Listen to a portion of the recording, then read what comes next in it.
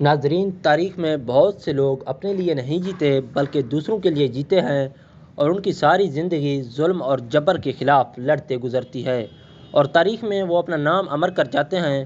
میں ہوں اکرم بلوچ، آپ میرا یوٹیوب چینل ہسٹرک ویڈیوز دیکھ رہے ہیں، اور آج ہم آپ کے لیے لے کر آ رہے ہیں ایک انقلابی لیڈر چی گویرا کی زندگی کے بارے میں ایک دلچسپ اور معلوماتی ویڈیو۔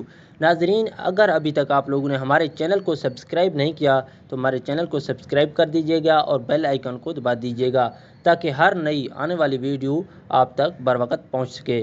ناظرین، 20ویں صدی کے وسط میں پوری دنیا سوشلزم اور کمیونزم کے نظریات میں تقسیم ہو چکی تھی۔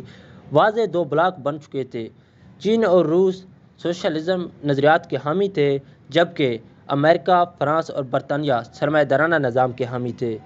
14 جون 1928 میں ارجنٹائن میں ارنیسٹو نامی ایک بچے کی پیدائش ہوئی۔ یہ بڑا ہو کر چی گویرا کے نام سے دنیا میں مشہور ہوا۔ چی گویرا نے اپنے انقلابی جدوجہد کے ذریعے کیوبا میں انقلاب برپا کیا۔ امریکہ اور یورپ اسے دہشت گرد، مگر کیوبا اور دیگر دنیا کے تمام لوگ اسے ایک عظیم انقلابی رہنما کے طور پر مانتے ہیں۔ ارنیسٹو بچپن سے ہی شطرنج کا شوقین تھا۔ اس کے گھر میں موجود اس کی لائبریری کی کتابیں اس کی بہترین ساتھی تھی۔ جوانی میں ہی وہ کارل مارکس کی کتابیں پڑھتا اور اس کے نظریات کا حامی بن چکا تھا۔ اس نوجوان نے میڈیکل کی تعلیم حاصل کی اور ڈاکٹر ارنیسٹو گویرا کے نام سے مشہور ہوا۔ چی گویرا کو سیر و تفریح کا بہت زیادہ شوق تھا۔ اس نے موٹر سائیکل پر بہت سے ملکوں کے سفر کیے، جن میں چلی، کولمبیا، وینزویلا، پاناما اور برازیل وغیرہ انتہائی نمایاں ہیں۔ انہی سفروں کے دوران اسے انہی ملکوں میں غریب عوام کو قریب سے دیکھنے کا موقع ملا، اور اس نے ان کی محرومیوں کو بہت قریب سے جانچا، اور وہ اس نتیجے پر پہنچا کہ ان تمام محرومیوں کے پیچھے امریکی سامراج ہے۔ امریکہ نے اکثر ممالک میں کٹ پتلی حکومتیں قائم کی ہوئی ہیں جو عوام کا خون چوس رہے ہیں۔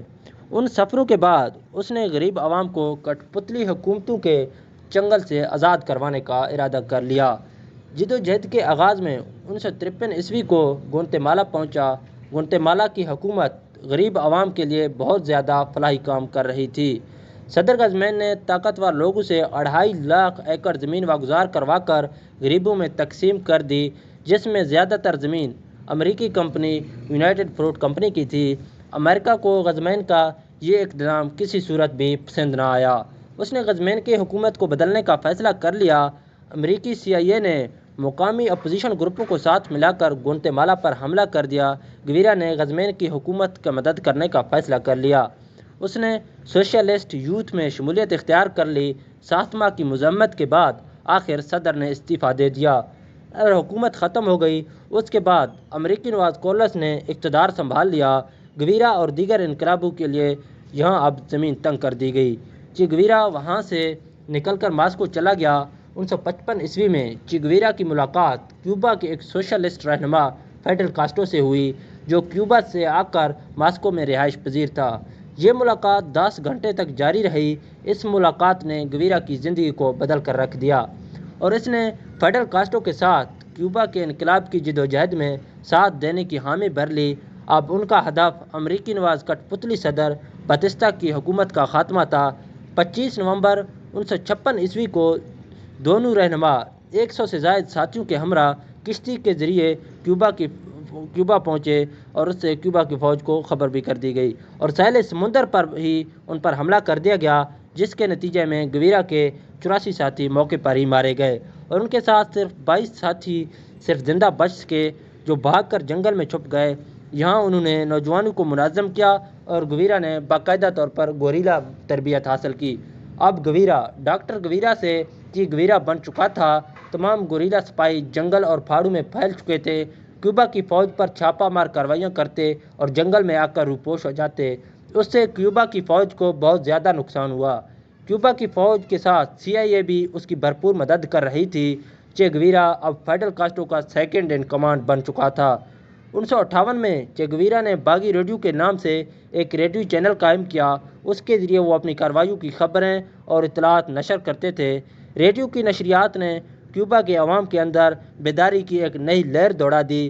انقلابیوں کی کارروائیوں اب اس قدر بڑھتی چلی جا رہی تھی کہ فوج نے انقلابیوں اور ان کے حامیوں کو گرفتار کرتے ہی مارنا شروع کر دیا۔ ان کو کڑی سے کڑی سزائیں دی جاتی، مگر تحریک پھلتی پھولتی آگے بڑھ رہی تھی۔ 1958 میں لس مرجزیٹ کی جنگ میں گویرا نے اہم کردار ادا کیا، جب امریکی میجر لارے بکمین نے 1500 فوجیوں کے ساتھ گویرا اور اس کے ساتھیوں کو گھیرے میں لے لیا، مگر گویرا اپنے ساتھیوں سمیت وہاں سے نکلنے میں کامیاب ہو گیا۔ اب انقلابی کئی شہروں پر قبضہ کرتے چلے جا رہے تھے۔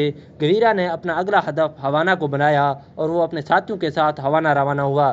یہ سفر اس نے اپنے ساتھیوں کے ساتھ پیدل 7 ہفتوں میں مکمل کیا۔ وہ صرف رات کے وقت سفر کیا کرتے تھے تاکہ فوج کے حملوں سے بچ سکے۔ 1958 میں ہی اس نے بلاسبا پر قبضہ کر لیا، مگر وہ کلارا جو کہ دارالخلافہ تھا اس پر قبضہ حاصل نہ کر سکا۔ اب گویرا نے ایک خطرناک منصوبہ بنایا اور ایک خودکش کارڈ کے ذریعے خودکش حملوں کا آغاز کیا۔ یہ حکمت عملی آخری فتح کی نوید ثابت ہوئی۔ آخر 1958 کی آخری رات انقلابیوں کے ریڈیو اسٹیشن سے فتح کا اعلان کر دیا گیا۔ کیوبا کا صدر باتیسٹا جہاز میں سوار ہو کر خاندان سمیت ملک سے فرار ہو گیا۔ 2 جنوری کو گویرا ہوانا کے اندر داخل ہوا۔ فیڈل کاسٹرو بھی ایک بڑی ریلی کے ساتھ ہوانا کی طرف روانہ تھا، جسے آنے میں 6 دن لگے۔ وہ 8 جنوری کو ہوانا پہنچا۔ اس کے ساتھ ہی کیوبا پر انقلابی حکومت قائم ہو گئی۔ 6 ہفتے کی اس لڑائی میں کیوبا کی فوج اور انقلابیوں کی فوج کی تعداد کا تناسب 1 اور 10 کا تھا، یعنی کیوبا کی فوج کے 10 فوجیوں کے مقابلے میں انقلابیوں کا 1 سپاہی تھا۔ اس جنگ کے اختتام پر اکثر جنگی ماہرین نے اس کے نتائج کو انتہائی حیران کن قرار دے دیا۔ جنوری کے وسط میں گویرا ترارا چلا گیا۔ وہاں اس نے ایک ٹیم تیار کی جو متبادل نظام کی بنیادی خدوخال واضح کر رہی تھی۔ یہاں پر اس نے اپنی ایک کتاب گوریلا بھی لکھی۔ ناظرین، جیسا کہ پہلے بتایا گیا ہے کہ گویرا کا تعلق ارجنٹائن سے تھا۔ فروری 1959 کو کیوبا کی حکومت نے گویرا کو خدمات کے اعتراف کرتے ہوئے اسے پیدائشی طور پر کیوبا کی شہریت دینے کا فیصلہ کر لیا۔ اسے حکومت میں صنعت اور خزانہ کا وزیر بھی بنا دیا گیا۔ انقلابی فیصلے شروع کیے گئے، مگر اسی دوران انقلاب کا کریڈٹ لینے کی جنگ میں فیڈل کاسٹرو اور چے گویرا میں شدید اختلاف ہو گئے۔ فیڈل کاسٹرو نے چے گویرا کو مختلف ممالک کے دوروں پر بھیجا۔ اسی دوران وہ بھارت اور پاکستان بھی آیا۔ پاکستان امریکہ کا اتحادی تھا، اس لیے اس دورے کی زیادہ تر کوریج نہ ہو سکی۔ 11 ستمبر 1964 کو گویرا نے اقوام متحدہ کی جنرل اسمبلی میں خطاب کیا۔ امریکہ اور اقوام متحدہ کی پالیسیوں پر شدید احتجاج بھی کیا۔ فیڈل کاسٹرو کے ساتھ اختلافات کی وجہ سے چے گویرا نے چین کے ساتھ تعلقات بڑھانا شروع کر دیے۔ چین بھی سوشلسٹ ملک تھا، مگر چین اور روس کے درمیان بہت زیادہ اختلافات تھے، اس لیے روس کو چے گویرا کا چین کے قریب ہونا قطعاً پسند نہ آیا اور انہوں نے فیڈل کاسٹرو کو ہدایات دی کہ چے گویرا کو حکومت سے الگ کر دیا جائے۔ اسی بنا پر اختلافات کی بنا پر وہ اختلافات مزید بڑھتے چلے گئے اور چے گویرا مایوس ہو کر اگلی منزلوں کے حصول کے لیے 1965 کو کانگو پہنچا۔ یہاں اس نے انقلابی گروپوں کے ساتھ رابطہ کیا اور ان کو خدمات پیش کیں اور اپنے تجربے سے ان کو فائدہ دینے کی کوشش کی، مگر مقامی گروپوں نے اس کی اس پیشکش کو مسترد کر دیا۔ دوسری طرف یہاں کے انقلابی گروپوں میں اس طرح کا ڈسپلن بھی نہ تھا جیسا کیوبا میں تھا، اور نہ ہی عوام کے اندر انقلاب کی امنگ اور خواہش پائی جاتی تھی۔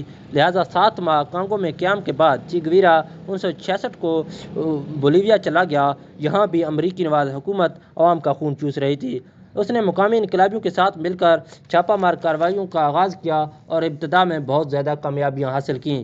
اسے بولیویا کی عوام کی طرف سے بھی کچھ زیادہ پذیرائی نہ مل سکی۔ اکثر عوام حکومتی جاسوس تھی اور بولیویا میں مقامی فوج کے ساتھ لڑائی کے دوران امریکی کمانڈوز بھی شریک تھے۔ 7 اکتوبر صبح ایک مقامی مخبر نے قریبی فوجی اڈے پر جا کر چے گویرا اور اس کے ساتھیوں کے اڈوں کے بارے میں مخبری کر دی۔ فوج اور امریکی کمانڈوز حرکت میں آئے۔ گویرا اور اس کے ساتھیوں کا گھیراؤ کر لیا گیا۔ اس آپریشن میں 1800 فوجیوں نے حصہ لیا۔ اس مقابلے میں گویرا کے اکثر ساتھی مارے گئے۔ چے گویرا زخمی ہو گیا اور اسے گرفتار کر لیا گیا۔ CIA چے گویرا کو جانچ کے لیے پاناما لے جانا چاہتی تھی، مگر صدر عوامی دباؤ سے بچنے کے لیے چے گویرا کو موت کے گھاٹ اتار دینا چاہتا تھا۔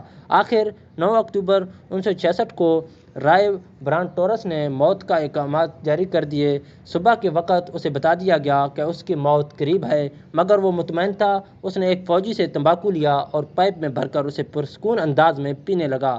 ایک بولیویائی فوجی ماریو کو حکم دیا گیا کہ وہ چے گویرا کو گولی مارے۔ उस सिपाही के 3 साथियों को गवीरा के साथ लड़ाई में चंद दिन पहले कबल ही हिलाक कर दिया गया था। मंसूबा ये बना कि गवीरा के सर में गोली नहीं मारी जाएगी बल्कि जिस्म के दूसरे हिस्सों को गोली मार दी जाएगी ताकि उसको जंगी मुकाबला करार दिया जा सके। दोपहर के वक़्त जब मारियो चे गुवेरा की झोपड़ी में दाखिल हुआ तो चे गुवेरा ने कहा, मुझे इल्म है कि तुम मुझे मारने आए हो। उसने फौजी को उकसाया कि उसे फौरी गोली मार दे, मगर मारियो ने पहले उसके बाजू और फिर टांगों पर गोलियां मारी और फिर उसके सीने पर, और इस तरह 1:10 पर चे गुवेरा को कत्ल कर दिया गया। गुवेरा के हाथ काट कर अमेरिका भेज दिए गए, फिंगरप्रिंट्स की तस्दीक के लिए अमेरिका भिजवा दिए गए और उसकी लाश को ला गुवेरा नामी गाँव में नामालूम मुकाम पर दफन कर दिया गया। क्यूबा की हुकूमत ने 15 अक्टूबर को चे गुवेरा की हलाकत की तस्दीक कर दी और उसकी मौत को फौजी एजाज़ करार दे दिया। 1967 को बोलीविया के गाँव ला गुवेरा से एक इज्तिमाई कब्र दरियाफ्त हुई जिसमें से एक शख्स के हाथ काटे हुए थे। उसी लाश को चे गुवेरा की लाश मानकर उसकी बाकियात को क्यूबा ले जाकर दफन किया गया। क्यूबा की हुकूमत ने उसका 20 फुट बुलंद एक मुजस्समा बनवाया और उसकी जिद्दोजहद को एक दीवार पर कुनंदा करवा दिया गया। नाजरीन, मौत तो हर इंसान को आती है, मगर कुछ लोग इंसानी महरूमियों को दूर करने के लिए और जुल्म व इस्तिहसाल के ख़ात्मे के जिद्दोजहद के लिए ख़ात्मे के लिए अपने जान की कुर्बानियाँ देकर अमर हो जाते हैं। उन्हीं में से एक इनकलाबी लीडर चे गुवेरा भी था। उम्मीद है आपको हमारी ये काविश पसंद आई होगी। बहुत जल्द एक नई मालूमाती वीडियो लेकर हाजिर होंगे। अगर आप इस वीडियो के बारे में अपना राय देना चाहते हैं तो कमेंट बॉक्स का इस्तेमाल कर सकते हैं।